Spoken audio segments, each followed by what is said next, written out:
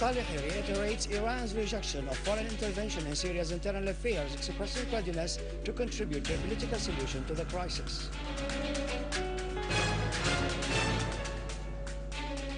Russia and China renewed calls on Syrian opposition to stop violence immediately.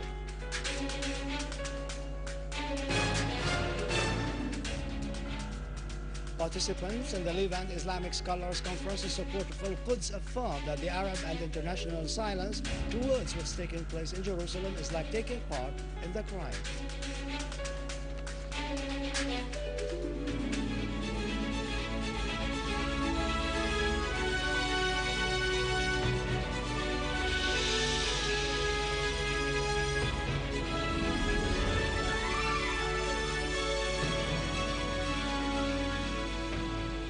Good afternoon, ladies and gentlemen. Welcome to our news for today.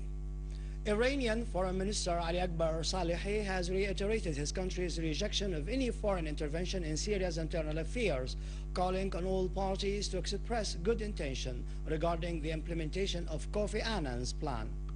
In a joint press conference with Annan in Tehran, Salehi said Iran believed in the right of the Syrian people to enjoy the freedom of establishing political parties, holding free elections, and having a constitution that meets their aspirations.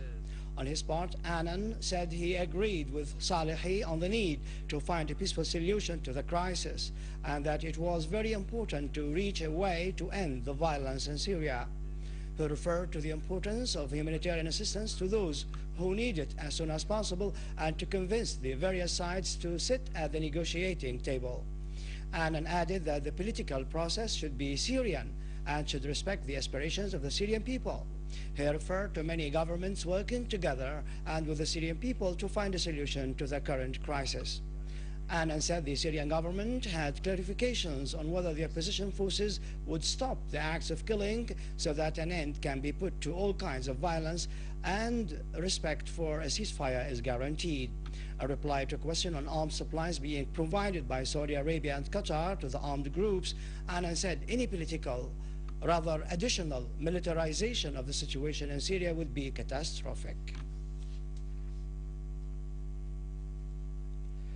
Russian Deputy Foreign Minister Gennady Gatilov has called on the Syrian opposition to stop the violence, adding that the Syrian government has officially declared readiness to start dialogue with the opposition. In a statement to the Russia Today satellite channel, Gatilov said the Syrian leadership enjoyed the support of the majority of the Syrian people, and the problem is with the opposition itself, which is fragmented and not united. Gatilov expressed his country's readiness to negotiate with all the representatives of the Syrian opposition, whether inside or outside Syria. Yet many politicians point out, he added that it is hard to specify with whom the dialogue must be conducted. The Russian Deputy Foreign Minister said Russia was in touch with the Syrian opposition abroad, yet no meetings were held with its representatives in Moscow. China has reiterated its call on all parties in Syria to be committed to a ceasefire. Chinese Foreign Ministry spokesman Liu Weimin said his country calls on the Syrian government to implement Annan's six-point plan and on the opposition to observe an immediate ceasefire.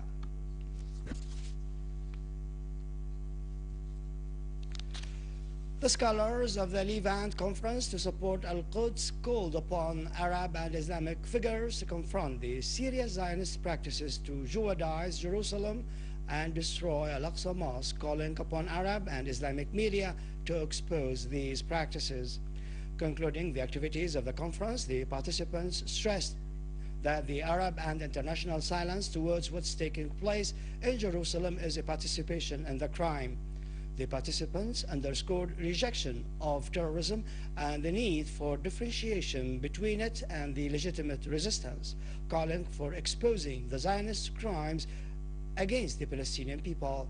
They called upon the scholars and the Arab and Islamic nations to revive the culture of resistance among their people in order to defend rights and the holy sacred places.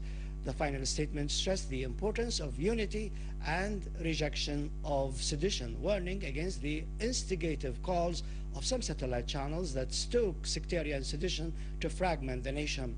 The participants agreed to form a union for Levant scholars and elected Sheikh Muhammad Ramadan Saeed Al-Bouti as head of the union. Al-Jazeera has become definitely associated with lies and fabrications ever since it distorted facts and relied on suspicious sources to serve its political agenda against Syria. أصبح مسيلم الكذاب يعني لعب أولاد. The host of Al-Jazeera's television program, Faisal Qasim, has proved that he is the master of all the lies. This person claims that he never heard of Zainab al-Hamsi, but now, how could he ignore the facts? فأنا الآن أمامي صورة زينب الحسني، هذه الفتاة التي تصدق الإعلام السوري، لأنك أنت يا أستاذ فيصل قاسم قمت بحلقة كاملة في الاتجاه المعاكس ونعيتها وحرقتها وشيعتها، ثم عادت لتظهر عبر التلفزيون العربي السوري. غير صحيح طبعا. لا ما غير صحيح طبعا. لم نجري أي حلقة عنها. ولا مشيع. لم نقدم عنها أي حلقة. إذا أردنا يا أستاذ لم نقدم عنها أي حلقة. لم نقدم عنها أي حلقة. We ask our viewers to look at these pictures, which date back to the 26th of November 2011, which prove that this person, Faisal Qasim, is simply telling lies. However, this liar goes on to spread lies about the Syrian media, but lacks the credibility, as the channel that he is working for has proven, time and time again, its hatred towards the Syrian people. He insists upon telling lies that show the lack of reliability and honesty, being himself involved in a hostile policy against Syria. نعم يصدق الإعلام السوري الكثير. أول هؤلاء زينب الحسني التي رفعت لك صورتها والتي شيعتها أنت في برنامجك. لم أشيعها ولا سامع عنها ولا حكيت عنها بعمري. ولا حكيت عنها بعمري. However, we assure our viewers that the Syrian people have been the first to expose Al Jazeera's lies and fabrications, as they no longer trust its coverage of the events, being itself involved in the shedding of the Syrian blood. An armed terrorist group assassinated this morning Brigadier Jamal Khalid. They shot him dead while he was on his way to work in Aqraba district in Damascus suburbs. According to SANA's correspondent, the terrorists targeted the Brigadier car at 8 a.m., killing him and his driver, Private Jnaid Hussein Al-Mahmoud.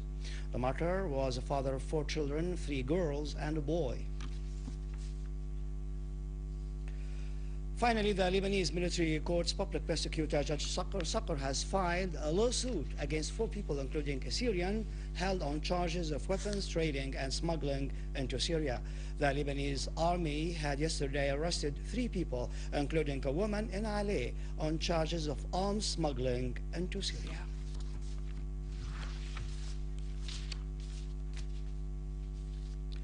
With this, we conclude our news bulletin for today. For more information about Syria and the region, you can visit our website in English, syriaonline.sy. Up next, the latest business